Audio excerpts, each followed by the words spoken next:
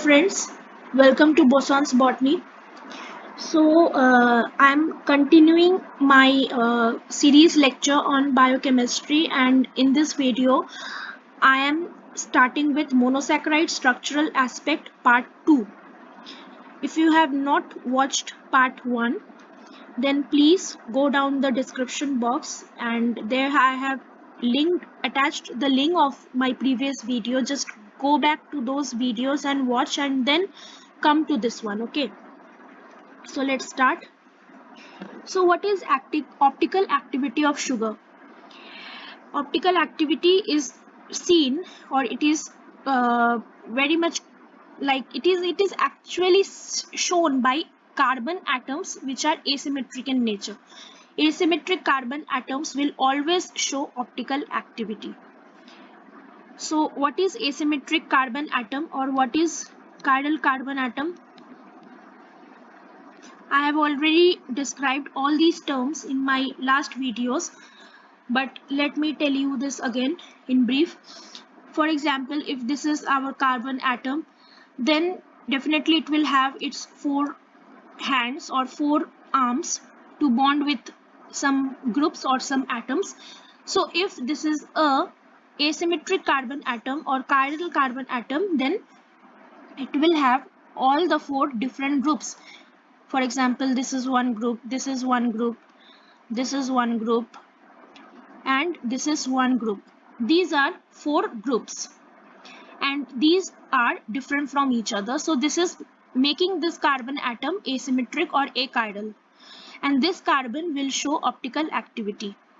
So if any sugar is having achiral carbon, then that sugar is definitely bound to show optical activity.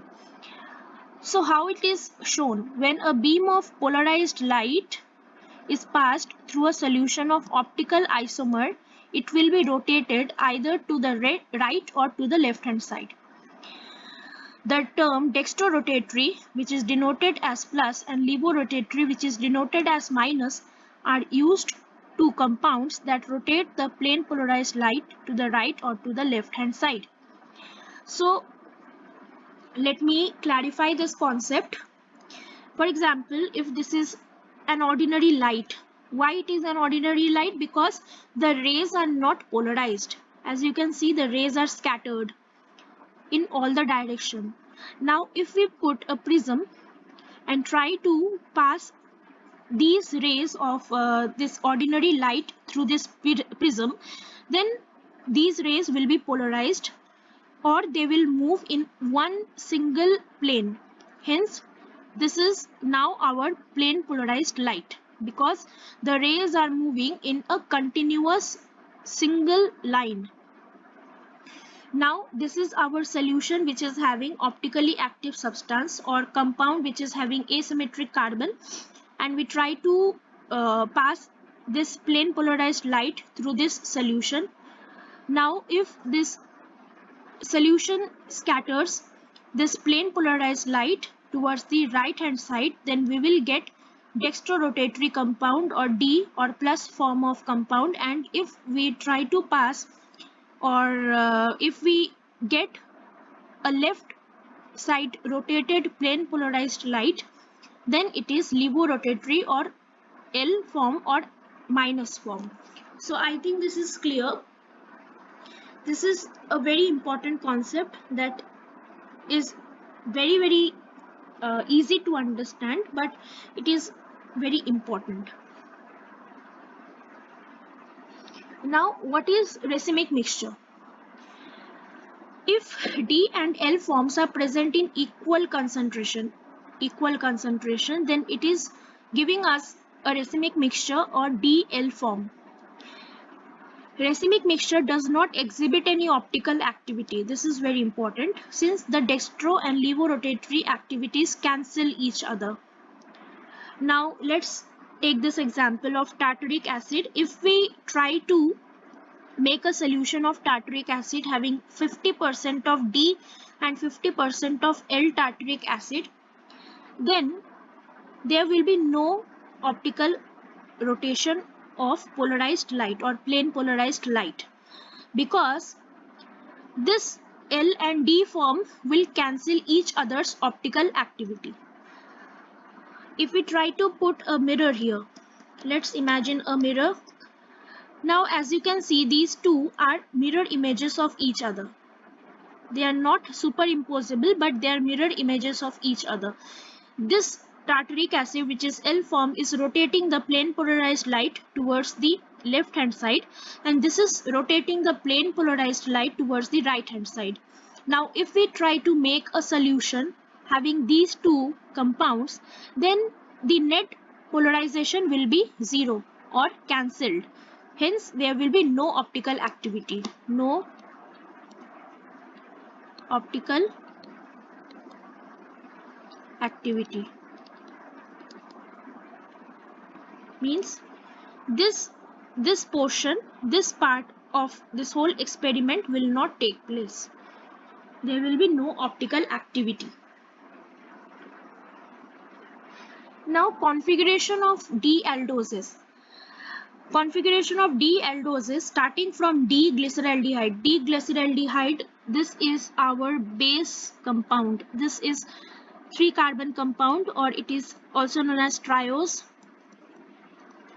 It is the simplest form of sugar, which is taken as the base sugar to represent further monosaccharides, and this representation is done by Kiliani-Fisher synthesis. Fisher projection, which is the line representation of the sugars, this is nothing but Fisher projection. And how this is made? By increasing the chain length of an aldose by 1 carbon at a time.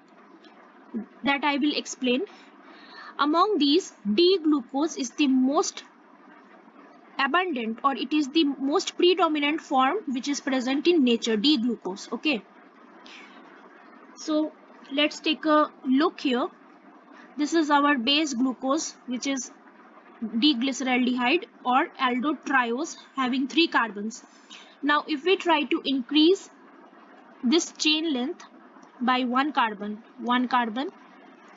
here also 1 carbon, then we will get 4 carbon containing compounds. This is D-erythrose and this is D-threose. Similarly, if D-erythrose is increased by 1 carbon, then we will get D-ribose and D-arabinose. D-threose is giving us D-xylose and D-lysose. These are aldopentoses. Now again, if 5 carbon compounds are increased by 1 carbon, then we will get aldohexose having 6 carbon compounds like D-allose, D-altrose, D-glucose, D-mannose, D-glucose, D-gulose, D-iodose, D-galactose and D-talose. Out of this, D-glucose is the most important form present in nature. Now observe the second carbon in each of the compounds. The second carbon is having OH group either towards the right hand side or towards the left hand side. Here also, right hand side, left hand side, right hand side, left hand side. So accordingly, we will nomenclate these compounds. It is not important to memorize or remember all the structures and all the names. It is important that you understand the concept behind this whole diagram. That is, if we try to increase the chain length of D-glyceraldehyde by 1 carbon, we will subsequently get following Fisher projections. Likewise, we will get the racemic mixtures also. Okay, that I will tell you in my next video, next slide. And we will also understand the Fisher projection of each of the monosaccharides. And this is carbon 3, carbon 4, carbon 5 and carbon 6, that is increasing the chain length by 1 carbon. So I think this is clear. Now configuration of D-ketose. Starting from dihydroxyacetone, triose, there are 5 keto sugars which are physiologically very important.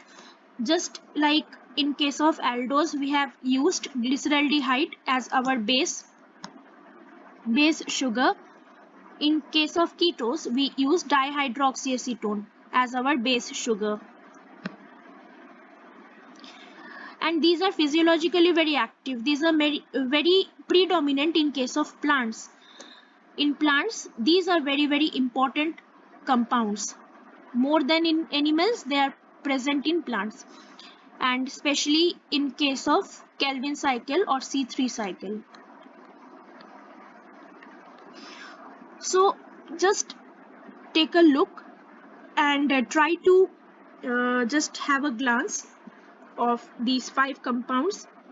This is dihydroxyacetone, the simplest form of keto sugar. Then this is D-xylulose, this is D-ribulose, this is D-fructose, this is D-pseudoheptulose, this is carbon 3, this is carbon 5, this is also carbon 5, this is carbon 6, and this is carbon 7. Now you need to remember one thing. In case of keto sugar, the ketone group, that is this functional group, the ketone functional group is always occupying the second position of this compound. The functional group is always occupying the second position. Okay. The keto functional group will always occupy the second position. So D-ribulose, this is important to produce RNA,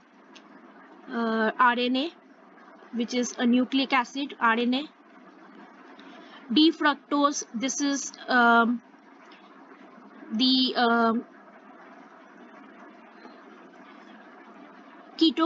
keto form of carbon 6, and this is the monosaccharide unit of sucrose, which is the table sugar. Pseudoheptulose, this is 7 carbon keto form, and it is very important in Calvin cycle or C3 cycle, which is found in plants. C3 cycle. So again, no need to memorize structures, just try to remember or just have a look on these names, because these names are like very often asked in exams. What type of sugars they are, or how many carbon atoms are present. So if you know at least the structures, or if you remember the names, you can automatically understand the number of carbon atoms these compounds are having. And one thing that you need to remember is the position of keto functional group, which is always on the second place. Now epimers. If two monosaccharides differ from each other in their configuration around a single specific carbon, not anomeric carbon. What is anomeric carbon? In my next video, I will make a video on this. Just try to remember this point. Configuration around a single specific carbon. They are epimers of each other. If two monosaccharides differ from each other in a single specific carbon atom, then they are epimers of each other. For example, glucose and galactose are epimers of each other with regard to carbon 4. That is, the change is on the position of OH group, which is present on carbon 4 in glucose and galactose. Similarly, glucose and mannose, they are epimers of each other with regard to carbon 2. And the interconversion of epimers is known as epimerization, and this is done by the enzyme epimerase. Now, this will give you a clear idea. This is galactose, this is glucose, and this is mannose. Okay, glucose is kept in the center. Now, glucose is having 6 carbon. Mannose is also having 6 carbon. Galactose is also having 6 carbon. Now let me number all the carbon atoms. This is 1, 2, 3, 4, 5, 6. This is 1, this is 2, this is 3, this is 4, this is 5, this is 6. Similarly, 1, 2, 3, 4, 5 and 6. Now, if we try to compare glucose and galactose, here as you can see, carbon number 4 is showing a difference in the position of OH group. Here in galactose, the OH group is towards the left hand side, but in case of glucose, the OH group is towards the right hand side. Rest all the configurations are same, as you can see. There's no change. And in case of mannose,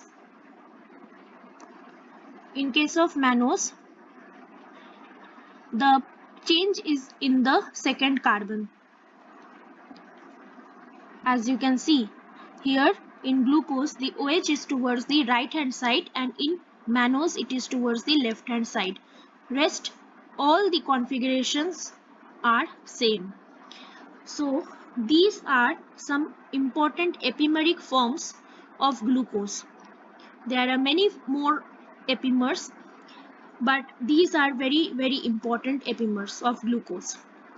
So I hope that this video clarifies your concepts, and stay tuned with Boson's Botany for more such videos. So thank you, and I hope you like this video.